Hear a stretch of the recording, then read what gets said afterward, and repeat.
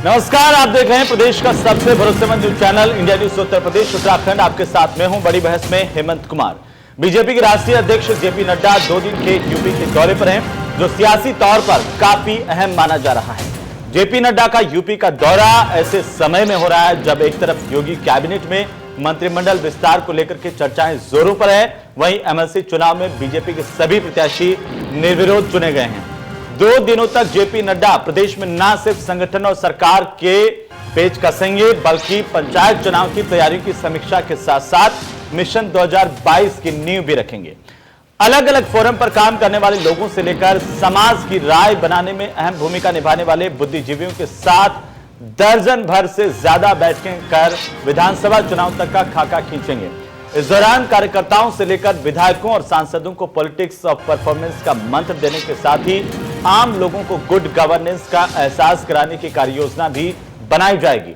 प्रदेश में आगामी विधानसभा चुनाव से लगभग 1 साल पहले नड्डा का यह दौरा अप्रत्याशित और अनियोजित नहीं है। ये पीएम के नेतृत्व में काम करने वाली पार्टी की सुनियोजित रणनीति का हिस्सा है। नड्डा भी चूंकि शाह की तरह से ही प्रदेश के प्रभारी रहने के बाद राष्ट्रीय अध्यक्ष बने हैं, लिहाजा उनका भी शाह के फॉर्मूले पर मिशन 2022 की तैयारी के लिए मैदान में उतरना स्वाभाविक है। इस समय पंचायत चुनाव होने हैं और इसलिए बीजेपी में इन चुनाव में भी पहली बार पूरी ताकत और गंभीरता से उतरने की तैयारी की है। नड्डा जानते हैं कि पंचायत चुनाव के सरोकारों का विस्तार विधानसभा चुनाव से ज्यादा है और इसलिए संभवतः उन्होंने इस मौके के सारे 2022 की तैयारियों की शुरुआत की योजना बनाई है।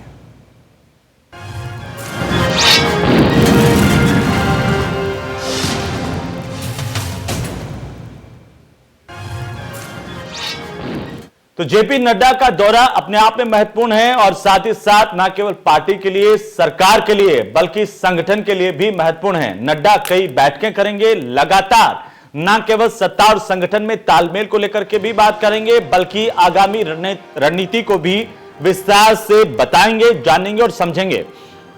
अब नई बात इस बात को लेकर के है कि पंचायत चुनाव आने हैं और आगामी विधानसभा के चुनाव भी हैं।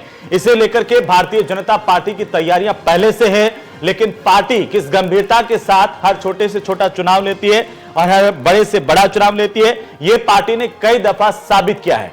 लेकिन इस वक्त चूंकि उत्तर प्रदेश में जेपी नड्डा का पहुंचना आम लोगों के साथ साथ बुद्धिजीवियों, अलग अलग प्रकोष्ठों के साथ विस्तार से चर्चा, मंथन और संगठन के स्तर पर भी मंथन और सरकार के स्तर पर भी मंथन, संदेश आखिर क्या होगा, पार्टी के भीतर की आगे की रणनीति, आगे की गाइडलाइन आखिर क्या होगी, वो लाइन ऑफ कंट्रोल नड्डा तय करेंगे, दिशा निर्देश देंगे और साथ ही साथ उस रणनीति को आम लोगों तक कैसे पहुंचाया जाए। पार्टी जिस तरीके का प्रदर्शन करती आई है उत्तर प्रदेश ही नहीं बल्कि पूरे देश में, उस प्रदर्शन को आगे कैसे बरकरार रखा जाए, क्योंकि पार्टी सत्ता में है, केंद्र में भी और राज्य में भी, और ऐसे में जिम्मेदारी पार्टी के ऊपर ज्यादा है। इसी जिम्मेदारी का निर्वहन आखिर कैसे किया जाए, सत्ता और संगठन में क्या बड़े बदलाव नड्डा के इस दौरे के बाद हो सकते हैं। क्या जेपी नड्डा का दौरा दूसरे दलों के लिए भी इस बात की नसीहत है, जो चुनाव के वक्त ही सामने आते हैं, उनके लिए भी एक नसीहत होगी, उनके लिए भी एक मैसेज होगा कि किस तरह से बीजेपी जमीनी स्तर पर ना केवल काम करती है बल्कि संगठन के स्तर पर, सत्ता के स्तर पर भी पूरी तरह से काम करती है और हासिल करती है फिर जीत। हालांकि जब अलग अलग चुनावों की हम बात करें तो भारतीय जनता पार्टी ने साबित किया है कि उसके लिए कोई भी चुनाव छोटा या बड़ा नहीं है। सभी चुनाव को पार्टी उसी प्रमुखता के साथ, रणनीति के साथ और मेहनत के साथ लड़ती है, परिणाम भी उसी तरह से उसके पक्ष में है। इसी को लेकर के आज हम बात करेंगे। हमारे साथ एक बड़ा पैनल है चर्चा के लिए, उससे मैं आपको रूबरू करवा दूं। विजय उपाध्याय हैं, वरिष्ठ पत्रकार के तौर पर हमारे साथ, मनोज मिश्रा हैं, वरिष्ठ पत्रकार के तौर पर, और खुर्रम निजामी है हमारे संवाददाता हमारे साथ। आप सभी का बहुत बहुत स्वागत है। विजय उपाध्याय जी, सबसे पहले आप ही से इस बात को समझना चाहता हूं कि जेपी नड्डा का यह दौरा कैसे देख रहे हैं आप, इसके सियासी मायने क्या है, संगठन के तौर पर, सत्ता के तौर पर और दूसरे राजनीतिक दलों के तौर पर। देखिए, भारतीय जनता पार्टी जैसा आपने कहा हमेशा इलेक्शन के मोड में रहती है और जब कोरोना लॉकडाउन का पीरियड था तो भी भारतीय जनता पार्टी लगातार एक्टिव थी और वीडियो कॉन्फ्रेंसेस से और दूसरे माध्यमों से जनता से जुड़ी हुई थी, अपने कार्यकर्ताओं को लगातार एक्टिव किए हुए थी। क्योंकि संगठन का काम इनका अनवरत चलता है, 24/7 चलता है। और इनके जो प्रदेश के और दूसरे पदाधिकारी हैं, चाहे प्रदेश अध्यक्ष हों या संगठन मंत्री सुनील बंसल जी हों, ये सारे लोग लगातार सक्रिय रहते हैं। तो इनकी सक्रियता के साथ अभी क्या है कि पंचायत चुनाव होने हैं। पंचायत चुनाव बहुत इम्पोर्टेंट है, ऐसा भारतीय जनता पार्टी मान रही है, क्योंकि ठीक इसके बाद जो है शायद विधान परिषद के भी चुनाव हों, स्थानीय निकाय के, और फिर तुरंत जनरल इलेक्शन होंगे विधानसभा के, उत्तर प्रदेश के। तो ये पूरा टास्क जो इनके सामने है उसको अचीव करना है, इनका लक्ष्य है। और राष्ट्रीय अध्यक्ष का ये दौरा जो आज अभी चल रहा है, हो रहा है, ये दौरा पहले प्रस्तावित था, ये 2 बार टल चुका आज, लेकिन वो आ रहे हैं। आज भी इस समय से नहीं आ पाए, थोड़ा डिले करके आ रहे हैं। तो ये इस दौरे में वो प्रबुद्ध लोगों से मिलेंगे, अपने सोशल मीडिया वॉलंटियर से मिलेंगे, और संगठन के लोगों से, खासतौर पे जो अवध क्षेत्र, ये जो आपका लखनऊ और कानपुर क्षेत्र है, इसके जितने भी इनके अवध क्षेत्र के लोग हैं, उन लोगों से मिलेंगे और उनको सबको एक्टिव करेंगे। क्योंकि देखिए, उत्तर प्रदेश में सरकार भारतीय जनता पार्टी की, और सरकार बहुत ही जबरदस्त थम्पिंग मेजॉरिटी से सरकार बनी थी, और 63 लोकसभा भी इनके पास है। हालांकि पिछली बार 73 थे, 2019 में तमाम पार्टियों ने अलायंस करके चुनाव लड़ा, तो बड़ी मुश्किल से भारतीय जनता पार्टी को 63 पे रोक पाए थे, लेकिन फिर भी 80 में से 63 सीटें भारतीय जनता पार्टी के पास हैं। ये बहुत बड़ी बात है। तो इन सारी चीज़ों को मद्देनजर रखते हुए राष्ट्रीय अध्यक्ष का ये दौरा, जो 2 दिन का दौरा है, ये बहुत इंपॉर्टेंट है, और इसलिए भी इम्पोर्टेंट है कि इसके साथ मोबिलाइजेशन, थोड़ा लुम्ब्रिकेशन और ग्रिल करना कार्यकर्ताओं का, इन सारी मुद्दों पे काम करेंगे। और एक जो बहुत अहम है, शायद ऐसा माना जा रहा है कि उत्तर प्रदेश मंत्रिमंडल के फेरबदल पर भी कोई चर्चा होगी, लेकिन ये सिर्फ कयास है, इसके बारे में अभी कोई ठोस संकेत पार्टी की तरफ से नहीं है। विजय जी, मैं आपके पास वापस आता हूं और मनोज मिश्रा जी के पास भी जाऊंगा, लेकिन पहले खुर्रम का रुख कर लेते हैं। खुर्रम, क्या कुछ अपडेट है जेपी नड्डा के दौरे को लेकर के इस वक्त, और पार्टी के भीतर और पार्टी के बाहर किस तरीके से इस दौरे को देखा जा रहा है? देखिए, पार्टी के लिए दौरा बेहद अहम है, और ये पार्टी मांग के चल रही है। उसकी 2 वजह है, जैसे कभी विजय उपाध्याय जी ने भी कहा था, पंचायत चुनाव और फिर तुरंत ही विधानसभा चुनाव हो जाएंगे 2022 के। तो जाहिर सी बात है कि उसकी तैयारी के लिए जेपी नड्डा साहब यहाँ तशरीफ ला रहे हैं। तो और उनके एजेंडे में कई चीजें हैं। पहला एजेंडा ये है कि जो संगठन है उसको और पैना कैसे किया जाए, उस पर उनकी नजर रहेगी। साथ ही वो जो पदाधिकारियों से मिलेंगे, उनसे समझने की कोशिश करेंगे कुछ उत्तर प्रदेश में मुद्दे कौन से हैं। साथ ही वो ये भी जानना चाहेंगे और समझना चाहेंगे कि क्षेत्रीय समीकरण और जातीय समीकरण को और कैसे बेहतर किया जा सकता है।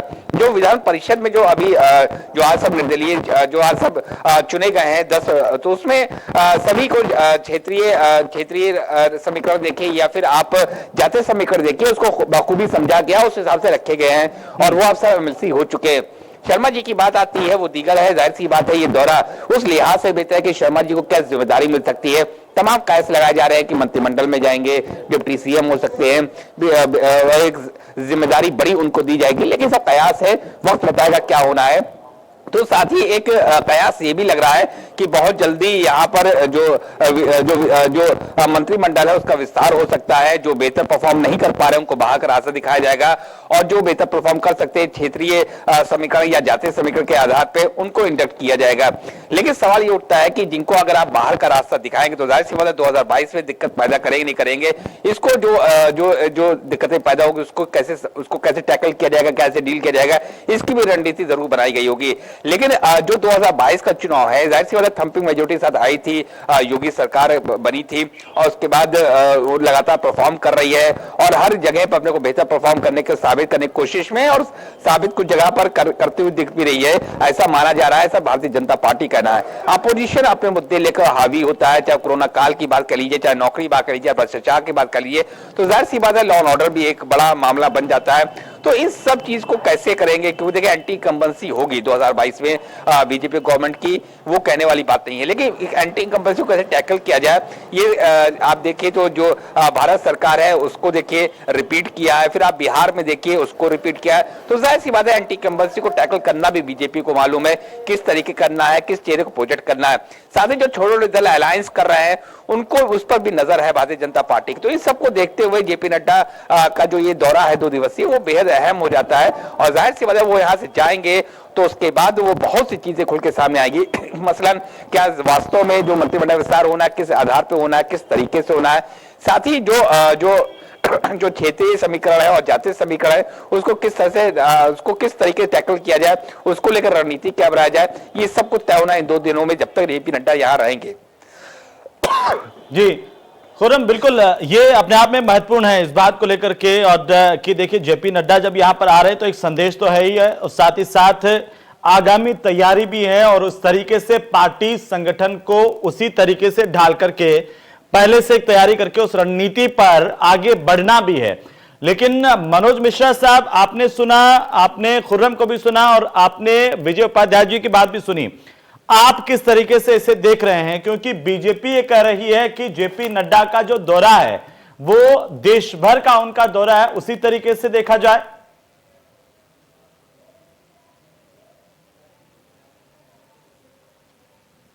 मनोज मिश्रा जी,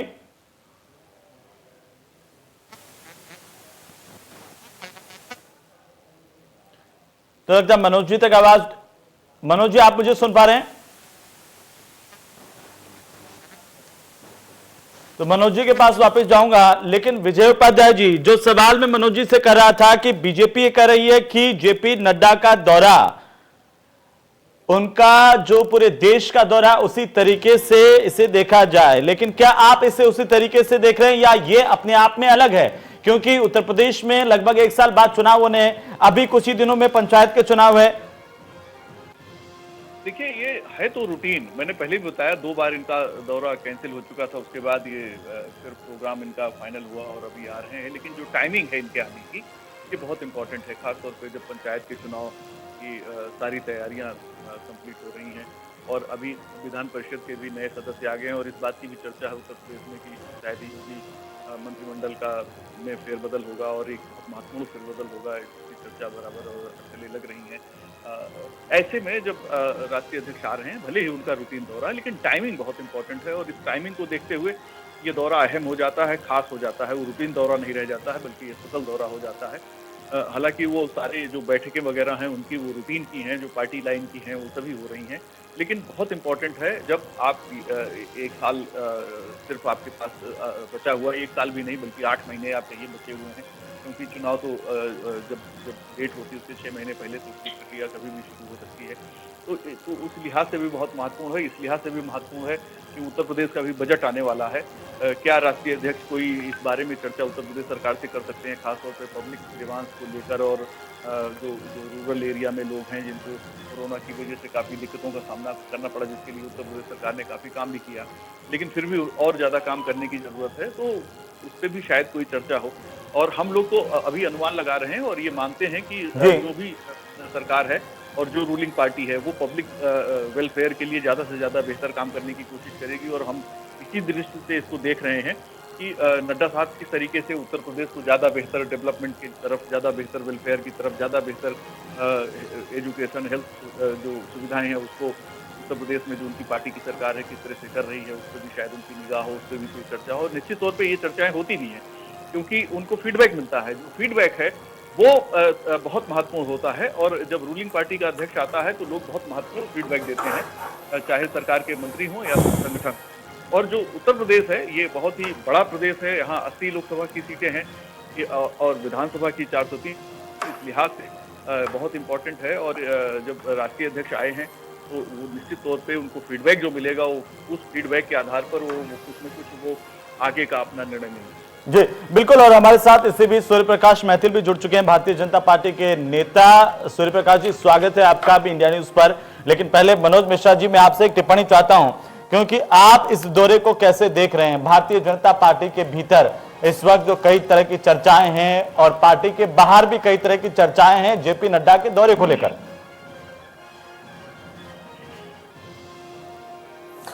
हेमंत जी, मुझे लगता है कि लगातार कोरोना काल से उबरने के बाद, क्योंकि दौरा पहले भी लगा हुआ था, लेकिन इधर लखनऊ राजनीतिक गतिविधियों में काफी सुर्खियों में पिछले 10 दिन से रहा है। 10 विधान परिषद की सीट में जिस तरीके से शर्मा जी लगातार चर्चा के विषय बने हुए हैं, चाहे उनके मकान आवंटन की बात कर ले, चाहे उनके भाजपा ज्वाइन करने की बात कर ले, चाहे उनके विधान परिषद चुनने की बात कर ले। और बीते दिनों उपचुनाव हुआ, जिला पंचायत का चुनाव अभी सामने है, और 1 साल से कम, जैसे विजय भाई ने कहा कि 1 साल से कम विधानसभा का चुनाव बचा हुआ है, तो 2 दिन में लगातार बैठे बुद्धिजीवी वर्गों के साथ में, जिला अध्यक्ष के साथ में, पार्टी कार्यकर्ताओं के साथ में, और मंत्रिमंडल से कुछ लोग हो सकता है कि संगठन में जाएं, संगठन के कुछ लोग मंत्रिमंडल का फेर भी, चूंकि 1 साल हो गया, ये पहले होना था मंत्रिमंडल का एक्सटेंशन विस्तार, और बाकी जरूर इस बात का ध्यान रखा जाएगा कि देखिए उत्तर प्रदेश में एक बात नहीं नकारी जा सकती है कि जातिगत समीकरण को साधना सभी सरकारों की नैतिक जिम्मेदारी थी। अब अंतिम वर्ष में भारतीय जनता पार्टी को भी कहीं न कहीं कुछ लोगों को नैतिक जिम्मेदारी के आधार पर जिम्मेदारियां देना होगा। कुछ लोग संगठन से सरकार में जाएंगे, तो कुछ लोग सरकार संगठन में आएंगे, और राष्ट्रीय अध्यक्ष का 2 दिन का दौरा, फिर यहां से दिल्ली जाना, यह बड़ा मायने रखता है।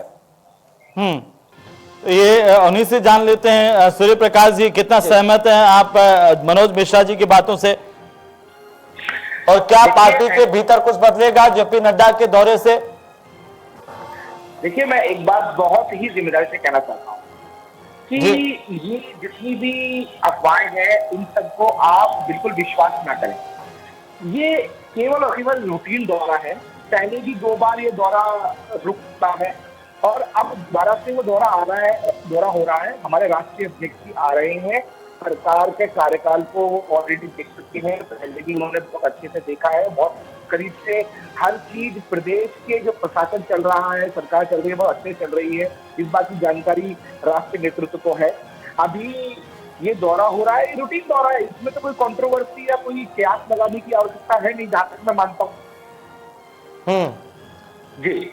लेकिन ये समय ऐसा है क्योंकि जब एक तरफ चर्चाएं इस बात को लेकर के चल रही हैं। हेमंत जी, मेरा एक सवाल था जी, सूर्य प्रकाश जी।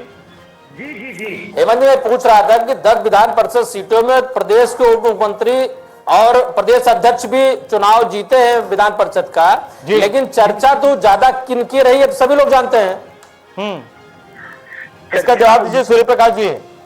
प्रदेश के उप मुख्यमंत्री चुनाव जीते हैं, प्रदेश अध्यक्ष चुनाव जीते हैं, तो चर्चा में तो आएंगे ही भाई। प्रदेश चला रहे हैं, दोनों से दोनों, प्रशासन चला रहा है, संगठन चला रहा है, तो चर्चा होनी तो स्वाभाविक है। इसमें तो मैं समझता हूँ कोई विस्मयता होनी नहीं चाहिए।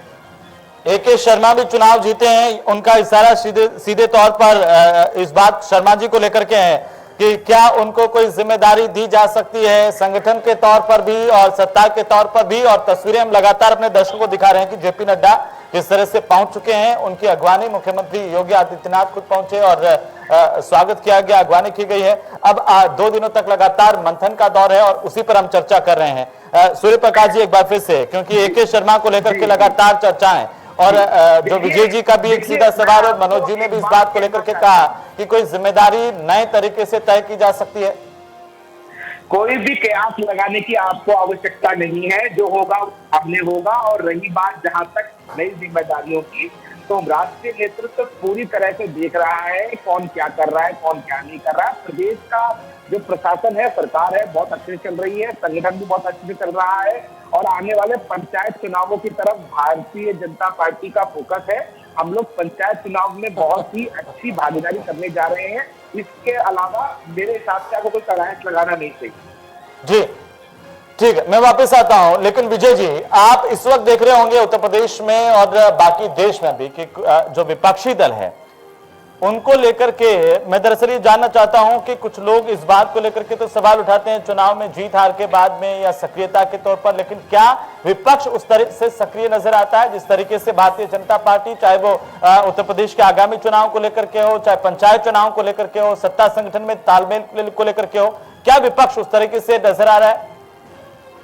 देखिए, भारतीय जनता पार्टी ने 2014 से जिस पैटर्न की पॉलिटिक्स की है वो बिल्कुल अलहदा है, और उनकी भारतीय जनता पार्टी का जो रिदम है राजनीति की, उसको कोई राजनीतिक दल पकड़ नहीं पा रहा है। आपको याद है कि 2014 के लोकसभा चुनाव के बाद विपक्ष कह रहा था कि मोदी जी बार बार गोल पोस्ट चेंज कर रहे थे। तो गोल पोस्ट चेंज करना ही तो रणनीति है। अगर ये रणनीति नहीं होगी तो आप कामयाब कैसे होंगे? और एक अच्छी स्ट्रेटजी ही आपको एक अच्छा राजनीतिक दल, एक अच्छा लीडर बनाती है। तो विपक्ष क्या कर रहा है, ये विपक्ष को तय करना है। विपक्ष को किस तरह से पॉलिटिक्स करना है, विपक्ष को तय करना है। हम उसमें उसको एडवाइस नहीं दे सकते, लेकिन हम ये जरूर देख रहे हैं कि जो एक पार्टी सत्ता में है, जो उत्तर प्रदेश में लोकसभा की दूसरी बार बहुत ही अच्छी नंबर पर सीटें जीतती है, पहले 73 फिर 63 तब भी जीती है, जब सीटों पर 12 सीटों पर सभी दल एक साथ थे, 63 सीटें भारतीय जनता पार्टी जीती और 12 सीटें ऐसी थी जहां सपा, बसपा, कांग्रेस, आरएलडी एक साथ थे। उनमें भी बीजेपी का स्ट्राइक रेट जबरदस्त रहा है। तो ये बहुत ही महत्वपूर्ण है और हमारे लिए ये ज्यादा इम्पोर्टेंट है देखना कि राजनीति करने का तौर तरीका, कार्यकर्ताओं को किस तरह से मोबिलाइज करना है, किस तरह से जोड़े रखना है, किस तरह से नए इलाकों में अपनी पैठ बढ़ानी है। भारतीय जनता पार्टी ने 19 मार्च को सरकार बनाई थी 2017 को उत्तर प्रदेश की, और मुझे याद है 22 मार्च 2017 से उन्होंने अपने सांगठनिक गतिविधियों को शुरू कर दिया था और एक दिन भी उन्होंने विश्राम नहीं किया। लगातार इनके दौरे होते रहे और मैं तो ये भी देखता हूं कि उत्तर प्रदेश के संगठन मंत्री सुनील बंसल कब यूपी में रहते हैं और कब पश्चिम बंगाल पहुंच जाते हैं, ये भी अपने आप में बड़ा आश्चर्य होता है। दोपहर में यहाँ और शाम को वहाँ, और साथ में ऐसे ही उत्तर प्रदेश के मुख्यमंत्री कभी गोरखपुर में कब रहते हैं, कब लखनऊ आ जाते हैं और कब मुरादाबाद उनका हेलीकॉप्टर पहुंच जाता है, ये अपने आप में बड़ा सरप्राइजिंग है। तो ये जो तरीका है, इस तरीके को समझना बड़ा मुश्किल है और शायद दूसरे दलों को लगता है कि वो ट्रेडिशनल तरीके से राजनीति करेंगे, एंटी इनकम्बेंसी क्रिएट होगी और उससे उनको जीत मिल जाएगी। वास्तविकता ऐसी है कि जहां भी एंटी इनकम्बेंसी होती है वहां भारतीय जनता पार्टी उसको पूरी वार फुटेज पे जाके, वार फुट पे उसको काम करके उस एंटी इनकम्बेंसी को खत्म करने की कोशिश करती है। 2017 में जब इन्होंने अपना संगठन का अभियान शुरू किया था तो सबसे पहले इनके टारगेट पे वो विधानसभा सीटें थी जहां ये चुनाव हार गए थे और उस पे बहुत मेहनत की, उसका रिजल्ट इनको 19 के लोकसभा चुनाव में मिला। इन सारी चीजों को अगर आप देखें तो आपको लगेगा कि राजनीति करने का, अच्छा आप सोशल मीडिया आप देखिए, बीजेपी ने 14 में सोशल मीडिया का इस्तेमाल करके एक अचीवमेंट ले लिया। अब उस सोशल मीडिया की पूंछ पकड़कर बहुत से दल दौड़ रहे हैं, लेकिन हो क्या रहा है कि सोशल मीडिया में जनता को पता लग गया कि यार इसमें अच्छी चीजें भी हैं, खराब चीजें भी हैं और सोशल मीडिया पे हर चीज सही नहीं है। तो जो चीज आपने एक बार प्रयोग कर लिया, मतलब एक ही सिक्का बार बार नहीं चलता है, तो राजनीति में नए प्रयोग करने पड़ते हैं, नए तरीके से। अब जैसे AK शर्मा की बात हो रही है तो उनका क्या होगा ये तो नहीं पता, लेकिन ये जरूर पता है कि वो एडिशनल सेक्रेटरी थे CMO में और उत्तर प्रदेश में मिलती हैं। आज ये सब घटनाएं 15 दिन के अंदर घट गई, ये अपने आप में बड़ा सरप्राइजिंग है। इसी के साथ अगर आप देखें तो संगठन के अभी 10 MLC भारतीय जनता पार्टी के जो आज जीते हैं, जो निर्विरोध निर्वाचित हुए हैं, 2 सपा के भी हुए हैं, तो इनमें ज्यादातर चेहरे संगठन के ही हैं, प्रदेश अध्यक्ष से लेकर और आचार्य लक्ष्मण तक अगर आप देखें और त्यागी जी को देखिए, मानवेंद्र सिंह को देखिए, तो संगठन के ही लोग हैं। तो जब आप संगठन को महत्व देंगे, साथ में सरकार के कामकाज में पार्टी का तालमेल बेहतर होगा, तो इन सारी चीजों के हिसाब से अगर आपको राजनीति देखनी है तो अपोजिशन का अपनी रणनीति है, अपोजिशन का अपना तौर तरीका है और अपोजिशन किस तरीके से अपने को बेहतर मजबूत करने में लगा है, ये अपोजिशन को करना है। हाँ, लेकिन सड़क पे उतरने की जहां तक बात है, समाजवादी पार्टी के लगातार आंदोलन हुए हैं, कांग्रेस के प्रदेश अध्यक्ष 48 बार हिरासत में लिए गए, उनका अचीवमेंट है। मुझे लगता है कि शायद Guinness book of world record में चले जाएंगे चुनाव आने तक। तो ये इस तरह की गतिविधियां हैं, लेकिन उसके बरक्स जो हम लोगों को लगता है या जो मीडिया को लगता है, जो बात आप कह रहे हैं कि विपक्ष को क्या करना चाहिए, हम लोगों को लगता है कि विपक्ष को कुछ करना चाहिए, लेकिन विपक्ष को लगता है कि नहीं। लेकिन आपने एक बात साथ साथ ये भी कह दी कि बीजेपी की रणनीति का कोई सानी नहीं है। जिस तरीके से, मैं इस पर एक टिप्पणी चाहता हूं सूर्य प्रकाश जी आपकी, क्योंकि विजय जी ने एक बात कही है कि जहां पर भारतीय जनता पार्टी को लगता है कि कहीं एंटी इनकम्बेंसी हावी हो सकती है या कुछ नेगेटिविटी है या चुनाव में जीत में आगामी तरीके से कोई परेशानी आ सकती है, तो उसका आप लोग पहले ही समाधान निकालने की कोशिश करते हैं और एक राजनीतिक दल के नाते करना भी चाहिए। लेकिन क्या जेपी नड्डा का दौरा उस एंटी इनकम्बेंसी को भाप करके उसको सुधारने की कवायद होगी? मैं विजय जी की बात में छोटी सी बात ऐड करना चाहूंगा। इन्होंने कहा कि हम जो है एक राजनीतिक दल है। राजनीतिक दल तो है, लेकिन सबसे पहले हमारे लिए राष्ट्र प्रथम है, पार्टी जिससे है और खुद को हम लास्ट में रखते हैं। ये चीज उत्तर प्रदेश की जनता ने देखी है, पूरे देश ने देखी है। 2014 में जब माननीय प्रधानमंत्री श्री नरेंद्र मोदी जी को देश की सत्ता सौंपी थी तो देश नहीं बिकने दूंगा, और आज भी देश बिक नहीं रहा है। आज इस देश की स्थिति ये है कि जहां हम 1993 के अंदर पहली बार अपने देश में पल्स पोलियो अभियान चला पाए थे, विश्व में सबसे लास्ट थे, आज 123 देशों के लोग हमसे वैक्सीन मांग रहे हैं। हम प्रथम हैं इस समय पूरे विश्व के अंदर, हमारी वैक्सीन नंबर 1 पे।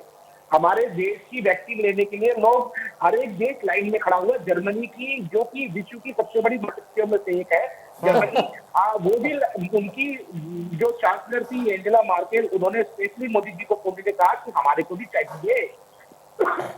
और जो मैं आपको बात कर रहा था प्रदेश की, तो प्रदेश में अगर आप देखें, जिस समय सत्ता में समाजवादी पार्टी की गुंडा सरकार थी, भ्रष्टाचारी सरकार थी, उस समय की जो क्राइम रिकॉर्ड है उसको भी उत्तर प्रदेश में बिल्कुल, मैं आता हूं वापस, लेकिन खुर्रम एक टिप्पणी चाहता हूं, क्योंकि आपने बड़े करीब से देखा है भारतीय जनता पार्टी की राजनीति को भी, सरकार और संगठन के तालमेल को भी। जो बातें सूर्य प्रकाश जी कर रहे हैं, जो बात विजय जी ने कही और मनोज मिश्रा ने कही है। मेरी बात पूरी नहीं हो पाई, 2 मिनट मुझे आप पूरा दें। जी जी बोलिए सर, कंप्लीट कर लीजिए। मेरा ये कहना था कि जिस समय हम सत्ता में आए थे उत्तर प्रदेश के अंदर बेटी की स्थिति कितनी खराब थी वो आप समझते हैं, आज महिलाओं की स्थिति कितनी खराब थी आप समझते हैं। समाजवादी पार्टी के जनक मुलायम सिंह यादव जी ही खुद खड़े होकर मंच से बोले हैं कि बेटियों की लड़कों से तो गलती हो जाती है, तो फिर उसके बाद तो आप लॉ एंड ऑर्डर की समस्या समझ सकते हैं। फिर समाजवादी पार्टी के गुंडों ने प्रदेश के अंदर इतने सारे बाहुबली पैदा कर दिए थे, आज वो सारे बाहुबली जेलों में बैठे हैं, वो हाथ जोड़ रहे हैं। प्रदेश के अंदर माननीय हमारे यशस्वी मुख्यमंत्री, लेकिन सूर्य प्रकाश जी विपक्ष तो अभी भी यही बात कह रहा है कि देखिए जो क्राइम का ग्राफ है सूर्य प्रकाश जी, उसमें कमी नहीं आई है। अरे नहीं बिल्कुल आई है, आप सुन तो लीजिए। पहले तो क्राइम रिकॉर्ड ही नहीं होता था, आज की तो स्थिति ऐसी है कि कोई भी व्यक्ति थाने चला जाए उसकी तहरीर लिखी जाती है। और मैं आपको जो कहना चाहता हूँ कि माननीय योगी आदित्यनाथ जी ने साफ बोला था कि या तो उत्तर प्रदेश छोड़ दो या हम दुनिया छुड़ा देंगे। यही कारण है कि आज मुख्तार अंसारी वहां पर रोपड़ की जेल में बैठ के हाथ जोड़ रहा है कि भैया मेरे को उत्तर प्रदेश में आया, कब यूपी पर जाए। तो इस प्रदेश में देख लिया है कि राम राज्य क्या होता है। उन्होंने ये देख लिया है कि सफाई के अंदर जो नाच गाना होता था वो बंद हुआ, अयोध्या में दीपांजलि होने लग गई। जहां हम हर धर्म का सम्मान करते हैं, सबका साथ, सबका विकास, सबका विश्वास की बात करते हैं, लेकिन हिंदू धर्म की कीमत पर नहीं। आज प्रदेश के अंदर जो स्थिति है वो स्वर्णिम युग है। प्रदेश के अंदर 70 सालों के अंदर सबसे अच्छी जो सरकार है वो आज की डेट में भारतीय जनता पार्टी की सरकार काम कर रही है। लेकिन आपने उस सवाल का जवाब नहीं दिया जब मेरा सवाल था, और जो विजय जी ने सवाल उठाया कि एंटी इनकम्बेंसी, उसको कहीं ना कहीं रोकने की कवायद भी इसे समझा जाए कि सरकार को, संगठन को इस बात पर एहसास है कि आने वाले चुनाव में जब जाएंगे तो ये परिस्थितियां होंगी। से जवाब देना चाहूंगा कि इस समय में जब पिछले 1-1.5 साल पहले जो हमारे प्रदेश में जो आम चुनाव हुए थे उसमें पूरे विपक्षियों ने साथ मिलकर चुनाव लड़ा था। बुआ और बबुआ की जोड़ी ने सोचा था कि हम 60-70 सीटें लेके आएंगे, लेकिन प्रदेश की जनता ने भी बता दिया कि उनको विश्वास भारतीय जनता पार्टी के राष्ट्रवाद में है, उनको विश्वास भारतीय जनता पार्टी के विकास में है, उनको विश्वास भारतीय जनता पार्टी की ईमानदारी से है। जी मनोज मिश्रा साहब, इस पर टिप्पणी चाहता हूं जो सूर्य प्रकाश जी कर रहे हैं। हेमंत जी दरअसल पार्टी प्रवक्ता हैं, बिल्कुल ठीक बात है, इनको अपना पक्ष रखना चाहिए। और मुझे लगता है कि विपक्ष की खामियों की वजह से ही 2014, 2017, 2019 आप रिपीट किए, फिर 2022 आपके सामने है। लेकिन मैथिल साहब एक बात नहीं भूलनी चाहिए कि लगातार चुनाव जीतने का मतलब यह नहीं होता कि सरकार के कार्य में कोई खामी नहीं है, खामियों पर भी बातचीत होनी चाहिए। आपके राष्ट्रीय अध्यक्ष का दौरा है, उत्तर प्रदेश की सरकार अच्छा काम कर रही है, इससे किसी की इनकार नहीं है। लेकिन 2022 का चुनाव 2 प्रयोग के बाद, 2017 में अलग प्रयोग था, 2019 में अलग प्रयोग था। लगातार 2014 से जो आपकी जीत की रेल चल रही है वो चूंकि बेहतरीन आप संगठन में और 24/7 365 दिन आप काम करते हैं और चुनावी मोड में रहते हैं। आपकी यूएसपी यही है कि विपक्ष पूरे देश में और प्रदेश में बिल्कुल अपनी भूमिका अदा करने में नाकामयाब हो रहा है। मायावती की बात कर ले, अखिलेश की बात कर ले, कांग्रेस की बात कर ले, लेकिन कहीं न कहीं जब चर्चा आप करेंगे, आपकी भी बातचीत होगी, या राष्ट्रीय अध्यक्ष आज लखनऊ आ रहे हैं, तो आप भी जानते हैं कि किन किन मुद्दों को उनको ऑब्जर्वेशन लेना है, आगे के निर्णय। चूंकि प्रदेश बहुत बड़ी चुनौती है, उत्तर प्रदेश में एक लंबे अंतराल के बाद आपकी सरकार बनी है।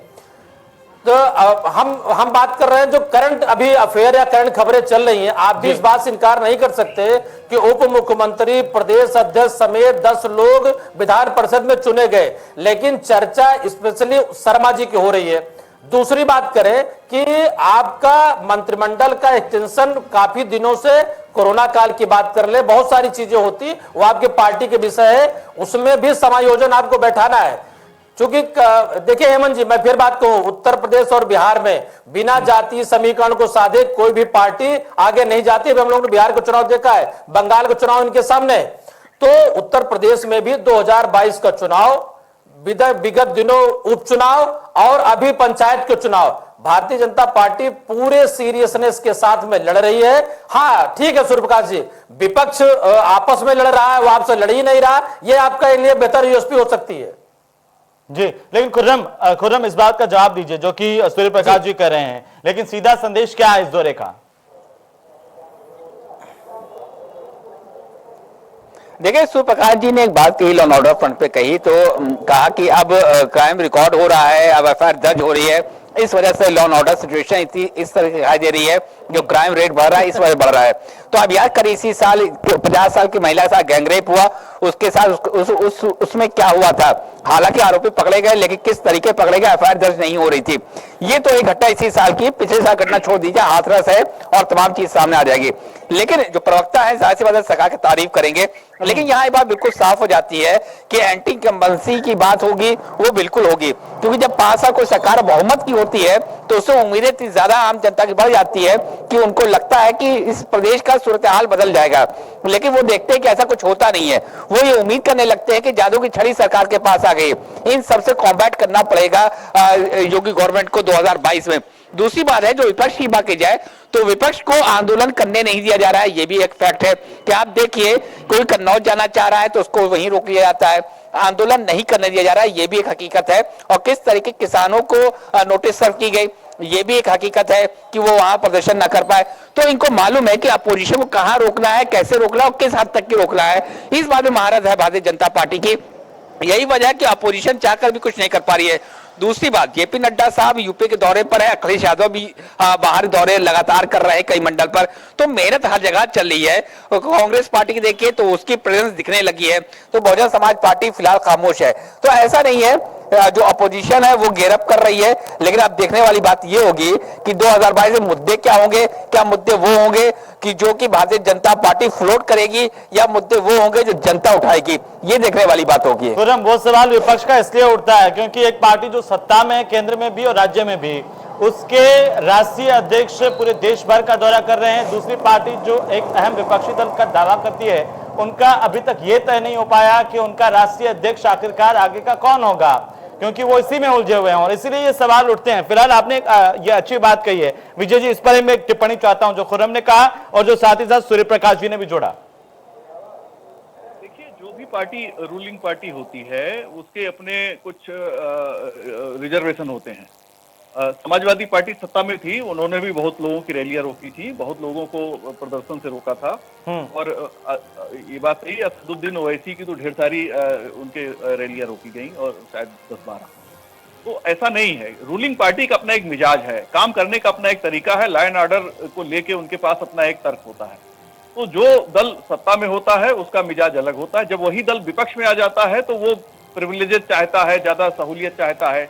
आप अगर मीडिया को लेके भी देखें तो जब कोई विपक्ष में रहता सोचता है कि हमारी बातें ज्यादा लिखें, और जब सत्ता में आ जाता सोचता है कि सारी मीडिया हमारी अच्छी खबरें ही दिखाए, और वो कहते हैं मीडिया तो नकारात्मक है हमारे खिलाफ। तो ये एक मिजाज की बात है, मनोविज्ञान है, ये कोई ऐसी बात नहीं है कि बहुत इमरजेंसी लाइक सिचुएशन है। बीजेपी की सरकार लॉ एंड ऑर्डर को लेकर सख्त है, इसमें दो राय नहीं।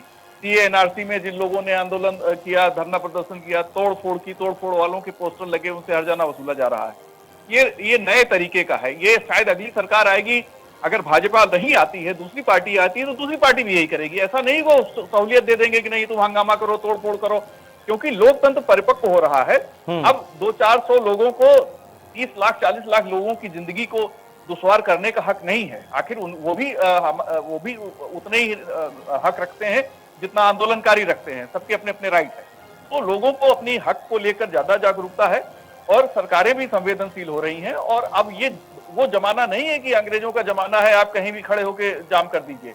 आप जाम करेंगे तो अपने ही नागरिकों को दिक्कत होगी। तो ये बहुत सी ऐसी चीजें हैं जहां पे विपक्ष ये आरोप लगाता है, लेकिन मेरा एक जर्नलिस्ट के नाते मानना है कि सत्ता का काम करने का अपना सबका एक सिस्टम है।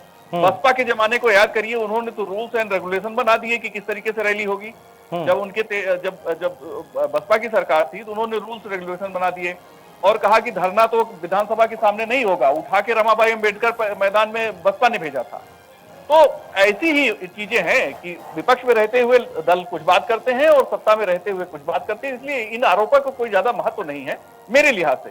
लेकिन डेमोक्रेटिक राइट जो जिसके भी हैं वो जरूर उनका लाभ उनको मिलना चाहिए। और जो कानून व्यवस्था है उसमें लुम्पन एलिमेंट ज्यादा एक्टिव ना हो, जो असामाजिक तत्व हैं जो सड़कों पर कब्जा करके चलते हैं, 20 गाड़ियों का काफिला लेके चलते हैं या हुड़दंग करते हैं, बदतमीजियां करते हैं, तो वो उस पर रोक सख्ती से लगनी चाहिए और ये निश्चित तौर पे कोई भी सरकार हो उसको जरूर लगाना चाहिए। मनोज मिश्रा जी, क्योंकि क्या आप ये मानते हैं कि इस वक्त सरकार के सामने चुनौतियां तो है, वैसे तो हर वक्त रहती हैं, लेकिन इस वक्त की अगर हम बात करें, एक तरफ किसान आंदोलन का दबाव, दूसरी तरफ कानून व्यवस्था को लेकर के भी सवाल उठे, संगठन के भीतर के भी सवाल, और उसी बीच AK शर्मा को यहाँ पर लाया जाता है, चर्चाएं इस बात को कि जिम्मेदारी होगी। JP नड्डा का दौरा, इससे जोड़कर कैसे देखें?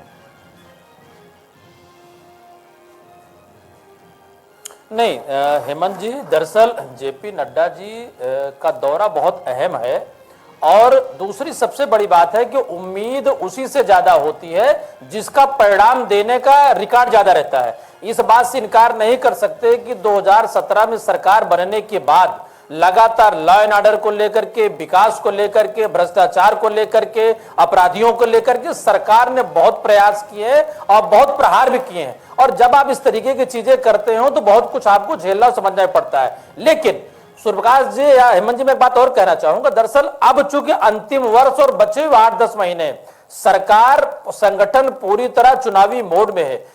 किसान आंदोलन का बहुत असर लखनऊ में या उत्तर प्रदेश में आसपास नहीं, ये NCR के बॉर्डर पर या कुछ एक एरिया में हो सकता है। बाकी भारतीय जनता पार्टी अपने संगठन के जरिए लोगों को समझाने में, बताने में कामयाब रही है। विगत दिनों कुछ चीजें नहीं हुई, जैसे अभी विजय भाई ने एक बात की, CA के दौरान में या आंदोलन के दौरान में जो उपद्रवी थे, बिल्कुल ठीक बात है, उनके पोस्टर लगाना, उनकी संपत्ति की रिकवरी करना, बहुत सारी चीजें रही जो उचित थी। दूसरी तरफ जिस तरीके से देखिए उत्तर प्रदेश में, मैं बात करूं NCR की, बात करूं मैं पूर्वांचल की, संगठित अपराध हुआ करते थे और एक बहुत बड़ा प्रबंध तंत्र हो गया था, प्रॉपर्टी हत्या फिरौती एक बड़ा व्यवसाय हो गया था। उन सब चीजों में कंट्रोल करने में सरकार कामयाब रही है, इसमें कोई, लेकिन चूंकि जातिगत सीटों का और एक जो गठबंधन होता है, मायावती लगातार, मुलायम सिंह लगातार, आप देखिए 90s के बाद जब राजनीति की परिवर्तन आया, मंडल कमंडल और बहुत सारी चीजों का, तो भारतीय जनता पार्टी लगातार प्रदेश में सरकार बनाई भी और नहीं भी बनाई। 2004 से 2014 यूपीए थी, लेकिन 14 की बदली परिस्थिति के बाद चूंकि कमिटमेंट को ऑनर, बड़े रिस्क लिए इन्होंने, GST की, नोटबंदी की और जो भी आप कह सकते हैं, और उसके बाद जनता ने इनको मैंडेट दिया, इसलिए भरोसा ज्यादा है। योगी जी के मंत्रिमंडल पर कम से कम भ्रष्टाचार के आरोप नहीं है जैसे हम लोग पहले देखा करते थे। तो और इनको पुनः रिपीट करना, क्योंकि आप बिहार की बात देखिए, मध्य प्रदेश की बात कर लीजिए, तो भारतीय जनता पार्टी जहां इनकी सरकारें हैं ज्यादातर रिपीट कर रहे हैं। उत्तर प्रदेश रिपीट करना हेमंत जी बड़ी चुनौती है। और ये 2 दिन का दौरा संगठन के तौर पे, सरकार के तौर पे और बदलाव के तौर पे, भले मैथिल जी आज इस बात को नहीं माने, लेकिन खबरें निकल के आती है, बाद में चीजें इस पे मोहर लगती हैं, लेकिन खबरों से पहले इनको नकार देना वो भी इनका स्वाभाविक नेचर है, क्योंकि भाई अथराइज नहीं उसके लिए। जी सूर्य प्रकाश जी, क्या जो सवाल पूछे मनोज जी कि उत्तर प्रदेश रिपीट करना एक बहुत बड़ी चुनौती है और उसी चुनौती की राह पर JP नड्डा है, क्योंकि वो लाइन जो पहले अमित शाह ने खींची, उस लाइन पर चलते हुए JP नड्डा आगे नजर आ रहे हैं। हेमंत भाई, मैं विजय जी और मिश्रा जी की बात में एक छोटा सा अमेंडमेंट करना चाहूंगा कि अभी विजय जी ने ही खुद बोला था कि अब ये नए प्रकार का लोकतंत्र परिपक्व हो रहा है, और लोकतंत्र के साथ साथ मैं आपको बोलूं कि उत्तर प्रदेश भी परिपक्व हो रहा है। यदि आप 1 साल पहले चले जाएं, 1.5 साल पहले जब आम चुनाव हुए थे, तो उस समय में जो जातिवाद की बात बार बार जो उठ रही है, मैं बहुत विनम्रता से बोलना चाहूंगा कि अब उत्तर प्रदेश जो है वो जातिवाद से ऊपर उठ के राष्ट्रवाद की तरफ जा रहा है। यदि उत्तर प्रदेश क्या पूरा संपूर्ण भारत इस समय जातिवाद से ऊपर उठ के, प्रांतवाद से ऊपर उठ के इस समय में राष्ट्रवाद की तरफ जा रहा है। यदि नहीं होता तो 300 पार नहीं होता, आप ये मानेंगे।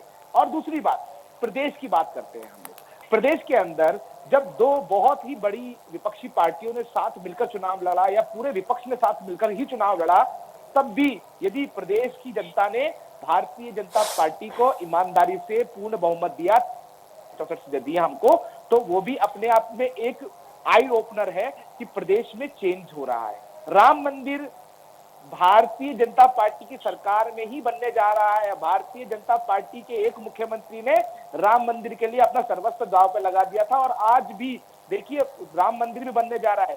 साथ ही साथ प्रदेश के अंदर अपराध खत्म हो रहा है, प्रदेश के अंदर विकास हो रहा है, FII इन्वेस्टमेंट आ रहा है। आप इस चीज को समझे कि उत्तर प्रदेश का मूड जो है ना बिल्कुल चेंज हो चुका है। उत्तर प्रदेश का युवा अब बाहर जाकर नौकरी करने की नहीं सोच रहा है। उत्तर प्रदेश का युवा make in India, stand up India के मुद्रा योजना के नाते यहाँ पर ही पूंजी लगाकर यहीं पर अपने बिजनेस को बनाने की सोच रहा है। प्रदेश इस समय भयमुक्त है। भयमुक्त प्रदेश की बात हम कर रहे हैं।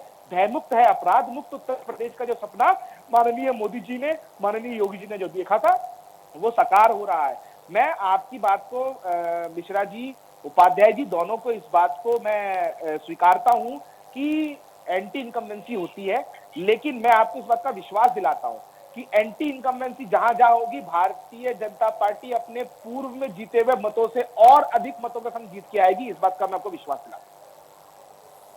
जी, लेकिन विजय जी, सूर्य प्रकाश जी कह रहे हैं कि उत्तर प्रदेश जातिवाद से ऊपर उठ करके अब राष्ट्रवाद की तरफ जा रहा है। देखिए, ऐसा है कि कई बार जो चीजें बदलती हैं, खासतौर पे इंफॉर्मेशन रेवोल्यूशन जिस तरह से आया है पिछले 10 सालों में, तो लोगों को बहुत सी जानकारियां बड़ी आसानी से मिल रही हैं। और जो कनेक्टिविटी है, आप देखिए कि पहले 256 लोग आराम से बैठ के बात नहीं कर सकते थे, लेकिन अब व्हाट्सएप ग्रुप में 256 लोग आराम से बात करते हैं, या किसी दूसरे सोशल मीडिया प्लेटफॉर्म पे इस तरह से 300-400 लोगों का एक ग्रुप बना लिया, वहां बातचीत होती है। और उसमें कई लोग ऐसे होते हैं जो इसी तरीके के तमाम और ग्रुपों में भी मेंबर होते हैं, तो इंफॉर्मेशन जो है कट पेस्ट के जरिए इधर से उधर आती जाती रहती है और बहुत तेजी से फैलती है। उन लोगों को एक तो एजुकेशन स्कूल में मिलता है, दूसरा सोसाइटी में मिलता है। तो जो सोसाइटी का एजुकेशन है उसकी मात्रा काफी ज्यादा हो गई है। अब जो कम पढ़े लिखे लोग हैं उनकी भी अवेयरनेस का लेवल जो है बहुत ज्यादा बढ़ गया है। चीजों को समझने और सोचने का दायरा, राजनीतिक नेताओं के व्यक्तित्व कृतित्व का विश्लेषण, राजनीतिक दलों के कामकाज का विश्लेषण जनता बहुत आसानी से करती है। और यही वजह है जो 2014 से भारतीय जनता पार्टी की ताकत बन गई। क्यों? क्योंकि उन्होंने देखा कि भाई अगर बीएसपी सरकार में है तो उन्होंने किस तरीके से काम किया, किसको लाभ दिया और किस तरीके से लाभ दिया। 13 मंत्री जेल चले गए उनके, तो जनता ने इस बात को समझा तो कि सरकार हमने हमारे नाम पे चुन के आई और हम हाशिए पे हैं, और फला लोग जो है ये इनके बारे में तो खबरें आ रही हैं कि करोड़ों करोड़ कमा लिया। और उन्होंने देखा कि तमाम ऐसे लोग जो साइकिल से भी नहीं चल सकते थे, अचानक उनके पास 6-6, 7-7 गाड़ियों का काफिला हो गया, अरबों रुपए का बैंक बैलेंस हो गया, और दुबई से लेकर और थाईलैंड तक उनके होटल हो गए। तो ये सारी चीजें अब जनता को समझ में तेजी से आती हैं। तो ये खेल हमारे इंफॉर्मेशन टेक्नोलॉजी के इम्प्रूवमेंट से है, और इसका जो इस्तेमाल कर ले रहा है वो राजनीतिक दल लाभ में है। कि आपको कौन सी बात, अभी मैं एक राजनीतिक दल ये ने प्रयोग किया अभी कोरोना पीरियड में, ऑक्सीमीटर लेके उन्होंने गांव में लोगों को भेज दिया और लोगों के हेल्थ चेकिंग की, ऑक्सीजन लेवल चेक करने के साथ उन्होंने एक व्हाट्सएप ग्रुप बनाया और वहां अपनी पहले उन्होंने हेल्थ से रिलेटेड चीजें डाली, फिर अपनी पार्टी के पक्ष में चीजें डालना शुरू किया। और बाद में जब उन्होंने सर्वे किया तो पाया कि उस गांव में उनकी पार्टी के प्रति लोगों की सिंपैथी बढ़ गई, या उनके चाहने वाले लोग बढ़ गए। जो पहले 2%, 3% था वो 10-12% हो गया। तो इस तरीके से लोगों का मनोविज्ञान बदलना, लोगों को जानकारी देना, बेहतर जानकारी देना, और ये लगना कि हम आपके हित में हैं। और जब ये जनता को लगता है कि फला व्यक्ति हमारे हित में है तो जनता उसे ध्यान से सुनती है। और नरेंद्र मोदी जी हमारे प्रधानमंत्री, उनकी ताकत भी यही है। जैसे आप कभी भी कहीं किसी इलाके में जाइए, भले वो किसी भी पार्टी का इलाका हो, लोग कहते हैं भाई कि प्रधानमंत्री को लेकर तो कोई विरोध नहीं है, फलाने का विरोध है। तो अब लोगों के सोचने, समझने और जानने, ये जो इसकी पद्धति बदली है उसका बहुत बड़ा इंपैक्ट है, जिसको राष्ट्रवाद कह रहे हैं भाजपा के प्रवक्ता। मेरा ऐसा मानना है कि वो अवेयरनेस है, और ये अवेयरनेस निश्चित तौर पे देशभक्ति भी लाता है और अपने समाज के प्रति अपने योगदान को भी बढ़ाता है। विजय जी, ये तो बात सही है कि देखिए जिस पार्टी की सत्ता और कुछ सीटों से लगा करके 300 तक का आंकड़ा और केंद्र और राज्य में सत्ता के भीतर जो पार्टी है अभी, उसकी जो आपने पहले जिक्र किया कि देखिए उनकी रणनीति का कोई सानी नहीं और वो मेहनत भी करते हैं लगातार। हालांकि कुछ नेताओं को ये कहा जाता है कि वे ट्विटर तक ही सक्रिय रहते हैं और जब चुनाव आते हैं तभी जनता के बीच में जाते हैं, लेकिन बीजेपी की रणनीति को आपने जिस तरीके से देखा, समझा और बताया, उसमें एक बात तो है कि मेहनत होती है। मनोज मिश्रा जी, कुछ इसमें आप जोड़ना चाहते हैं जो विजय जी ने कहा? नहीं बिल्कुल जी जी, मैं जोड़ना चाहूंगा। हेमंत भाई, दरअसल है क्या कि भारतीय जनता पार्टी विपक्ष में रहती है तो मजबूत विपक्षी भूमिका अदा करती है और वो किसी कॉर्नर पे किसी को कोई मौका नहीं देती है। आप वो दौर याद करिए, चाहे पेट्रोल कीमत की बात हो या सीएनजी की बात हो या गैस की बात कर ले, लेकिन विगत दिनों में 6 सालों में सरकार की अगर कुछ खामियां थी तो जनता के साथ विपक्ष कनेक्ट इसलिए नहीं हो पाया कि वो बीच का रास्ता अपनाता है। ट्विटर से राजनीति नहीं होती। जब आपको उतर करके प्रदर्शन करना है और बातें करनी है तो करना पड़ेगा। अभी आप देखिए किसान आंदोलन को लेकर के, ठीक है, किसानों ने किसी भी पार्टी को मंच नहीं देने की कोशिश की, लेकिन लोग भी सिर्फ ट्विटर और फेसबुक और इसी को एक माध्यम बनाए हुए हैं।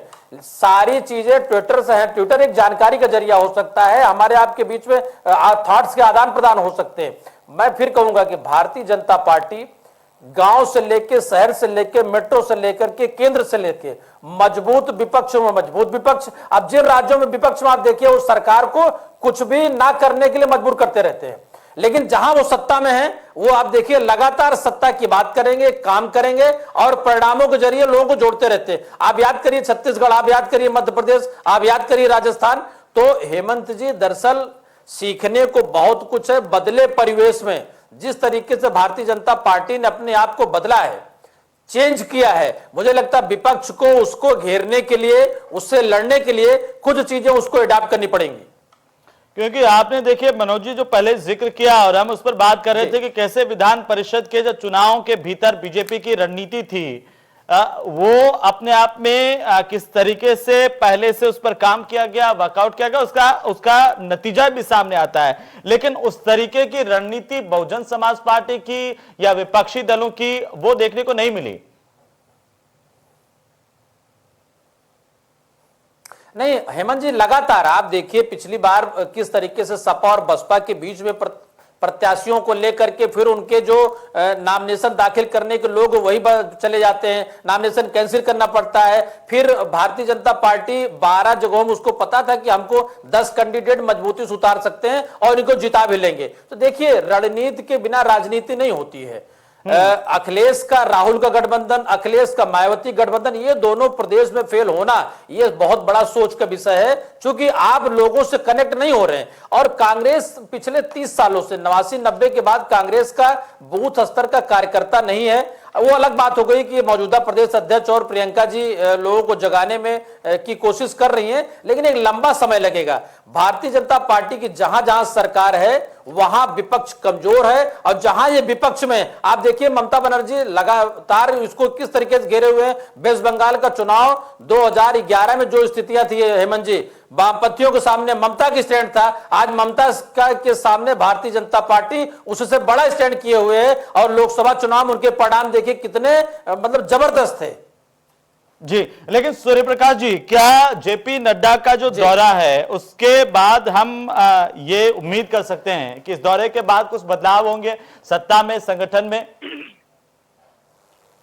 हेमंत भाई, पहले तो मैं एक छोटी सी बात और करेक्ट करना चाहूंगा। विजय जी ने बोला था कि विपक्ष को लोकतांत्रिक अधिकार देने चाहिए। जो बात उठ रही थी कि उनको पकड़ लिया जाता है तो रोक दिया जाता है, तो मैं आपको एक बहुत ही जिम्मेदारी से बात करना चाहता हूँ। उत्तर प्रदेश पूर्णतः भयमुक्त है। यहाँ पर भारत के संविधान में पूर्ण आस्था के साथ प्रशासन चल रहा है। सबका साथ, सबका विकास, सबका विश्वास है। विपक्ष को पूरी आजादी है विरोध करने की लोकतांत्रिक अधिकारों के साथ, लेकिन यदि किसी ने भी कानून तोड़ने की कोशिश की तो उसको बख्शा नहीं जाएगा। अब रही बात आपकी कि बदलाव की, तो मैं आपको एक बात और बोलना चाहता हूँ हेमंत जी, ये राष्ट्रीय नेतृत्व का अपना विषय है। राष्ट्रीय नेतृत्व बहुत ही बारीकी से देख रहा है प्रदेश की हर परिस्थिति को, और राष्ट्रीय नेतृत्व जो करेगा वो बहुत अच्छा करेगा। जी, अब इसी से जुड़ा एक और सवाल मैं जानना चाहता हूं, क्योंकि बार बार एक नाम का जिक्र आता रहा है पिछले दिनों से, AK शर्मा का। दिल्ली से इस्तीफा हुए देते हैं, MLC उनको बनाया जाता है, क्या आगे भी उनकी भूमिका को और ज्यादा विस्तार मिलेगा, इस दौरे के बाद देखने को मिलेगा? आप जो बात मेरे मुंह से निकलवाना चाहते हैं, जी। माफी चाहता हूं, मैं नहीं निकालूंगा। मैं आपसे सिर्फ इतना कहना चाहूंगा, राष्ट्रीय नेतृत्व पूरी तरह से तैयार है। जो वो करेंगे बहुत अच्छा करेंगे। प्रदेश की सरकार बहुत मजबूत है, बहुत अच्छे से कार्य कर रही है, और प्रदेश की संगठन का पूरा फोकस जो है वो आने वाले पंचायत चुनावों पे है। हम लोगों को किस प्रकार से पंचायत चुनाव में पूर्ण बहुमत या 2 तिहाई या 3 तिहाई बहुमत मिले, इस पे योगी सरकार और मोदी सरकार दोनों काम कर रहे हैं। प्रदेश के हमारे संगठन मंत्री परम आदरणीय बंसल साहब और हमारे प्रदेश अध्यक्ष सत्यदेव सिंह जी बहुत अच्छे से इसके ऊपर फोकस कर रहे हैं, और प्रदेश में जो हमारे मुख्यमंत्री हैं आदरणीय पूज्य योगी आदित्यनाथ जी, वो अपनी नीतियों के द्वारा प्रदेश के हर गांव, हर तालुका के अंदर कार्य कर रहे हैं। उसका आपको ताजा उदाहरण अभी वैक्सीनेशन प्रोग्राम में दिखा होगा कि प्रदेश के अंदर हर जिले नहीं, हर तहसील नहीं, हर गांव में सेंटर लगे हैं, और वहां पर जो आपका जो वैक्सीन -2 to 8 डिग्री सेंटीग्रेड के अंदर जिस तापमान चाहिए उसके फ्रीजर है, वहां पे पूरी व्यवस्था है पहुंचने की, सब चीजें चाक बंद रहा है। कहीं अगर एक आध कहीं कमी दिखी है तो उस पर त्वरित कार्रवाई हुई है। इस चीज को पूरा प्रदेश देख रहा है, और प्रदेश में आने वाली सरकार पुनः भारतीय जनता पार्टी। विजय जी, सूर्य प्रकाश जी साफगोई के साथ कह रहे हैं कि AK शर्मा की बात पर वो आगे ज्यादा कुछ नहीं बोलना चाहते हैं, लेकिन ये तो तय है कि जब JP नड्डा आ रहे हैं और इस तरीके से विस्तार पूर्वक बैठकें हो रही है, उसका नतीजा तो आगे आएगा। और निश्चित तौर पे आएगा। देखिए, हमेशा बेहतर करने की अगर कोशिश कोई भी दल करता है तो उसका उसे अच्छा ही रिजल्ट मिलता है।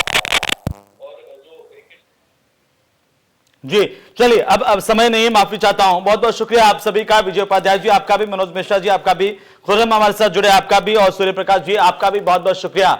JP नड्डा 2 दिवसीय दौरे के लिए उत्तर प्रदेश पहुंच चुके हैं। उनका दौरा अपने आप में काफी महत्वपूर्ण है, चाहे वो सियासत के तौर पर हो, संगठन के तौर पर, या सत्ता के तौर पर, या कार्यकर्ताओं के तौर पर, और आम लोगों तक एक संदेश पहुंचाने के तौर पर पार्टी ने साफ कर दिया है कि उसके लिए कोई भी चुनाव छोटा या बड़ा नहीं है। रही बात संगठन में, सत्ता में बदलाव को लेकर के, उसका असर आगामी दिनों में जरूर देखने को मिलेगा। नमस्कार।